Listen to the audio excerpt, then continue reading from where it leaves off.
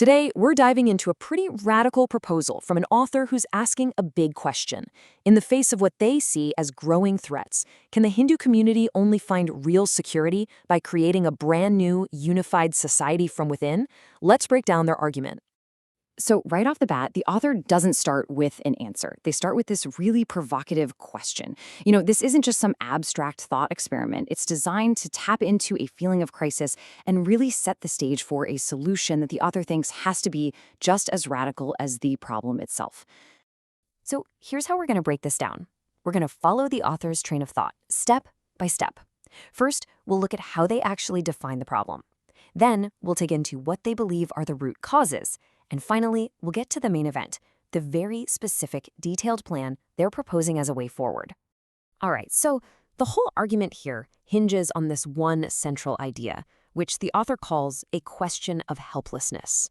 Before they even get to a solution, they want to make absolutely sure everyone understands the exact nature of the problem they're trying to solve. And what's interesting here, right, is that these questions aren't really about outside threats. They're all pointed inward. The author is questioning the community's own response, its own ability to act. And they're questioning the reliance on established institutions, like politics and the courts, which they seem to be suggesting just aren't up to the job of providing real protection. And this leads the author to their first big point. The political systems at best only offer what they call symbolic security. For them, that means any chance at real, lasting safety has to come from inside the community itself. So, if that's the problem, what do they think is causing it all? Okay, so we've established the problem, this feeling of helplessness. But where does the author think it's coming from? Well, this next part of their argument is all about digging into what they call the roots of the problem. And this is really the heart of the author's diagnosis. It's a huge point. While they're not ignoring external pressures, their core argument is that the biggest things standing in the way of a strong, unified Hindu community aren't coming from the outside, but from divisions within. And they don't just leave it there. They get really specific.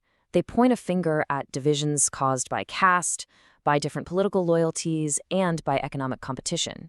And they also bring up a fascinating point, that the very vastness and diversity of Hinduism, which many see as its greatest strength, can also, in their view, create internal contradictions that make it really hard to get everyone on the same page.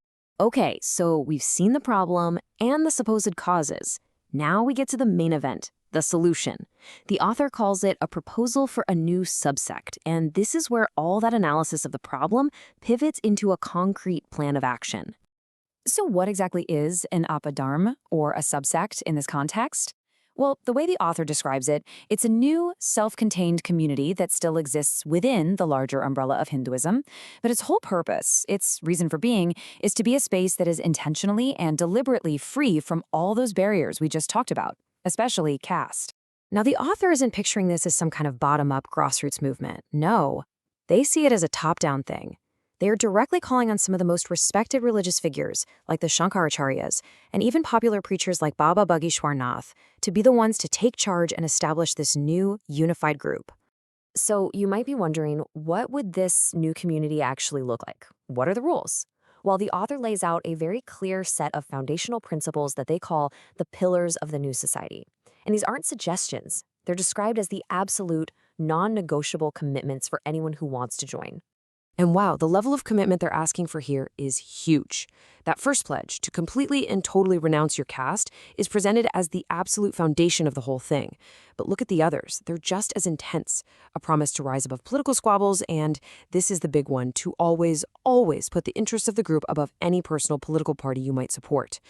The goal here is pretty clear: total, unwavering internal unity. So what's the end game here? If this all actually happened, what's the big payoff? The author's final section is all about painting a picture of what they call an envisioned united future. And this slide really paints a picture of the transformation the author is hoping for. It's like a before and after.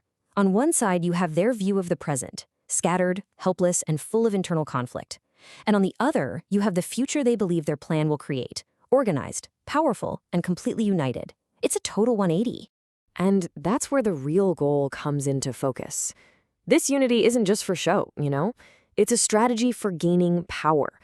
The author believes that if you can create this disciplined, unified group, it would become so powerful politically that its security would basically be guaranteed, because no other political party or group would even think about opposing it. And that really brings us back to the fundamental question at the heart of this whole proposal. The author's answer is a resounding yes. They believe that true, lasting security can only come from an internal unity that is so strong it overrides everything else. But whether that's the only way, well, that's the big question we're left to think about.